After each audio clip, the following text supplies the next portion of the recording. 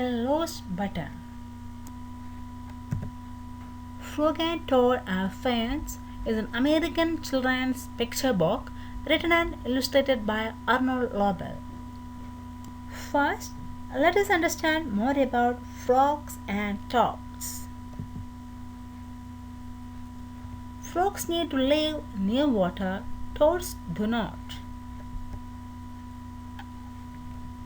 Frogs have smooth, moist skin, toads have rough, dry, and bumpy skin. Frogs take long high jumps, toads take small hops. Now we are going to read an animal story about two close friends and how they help each other.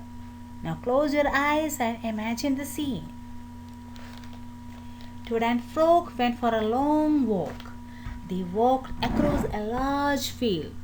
They walked in the woods. They walked along the river. At last they came to Toad's house. "Oh dear," said Toad, "not only do my feet hurt, but I have also lost one of the buttons on my jacket." "Don't worry," said Frog. "We will go back to all the places where we walked. We will find your button soon." They walked back to the large field. They began to look for the button in the tall grass. "Here is your button," cried Frog. "That is not my button," said Toad. "That button is black. My button was white." But Toad put the black button in his pocket. A sparrow flew down near Toad and Frog. "Excuse me," said the sparrow. "Did you lose a button? I found one." "That is not my button," said Toad. "That button has 2 holes. My button had 4 holes." But Toad put the button in his pocket. Then Toad and Frog went back to the woods to look for the button. "Here is your button," said Frog.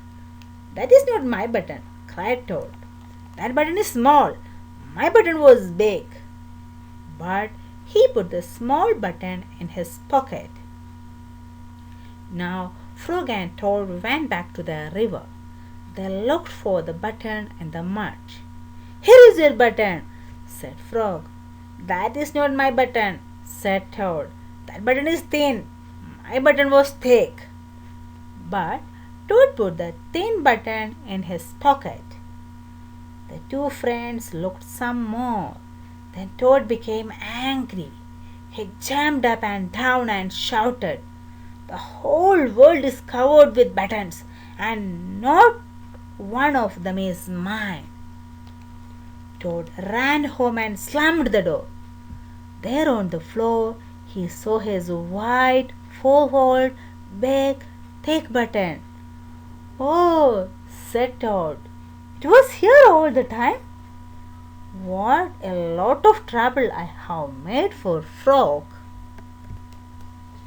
Toad took all of the buttons out of his pocket. He took his sewing box down from the shelf. Then he sewed the buttons all over his jacket. The next day, Toad gave his jacket to Frog. His friend thought that it was beautiful. He put it on and jumped for joy. None of the buttons fell off. Toad had sewed them on very well.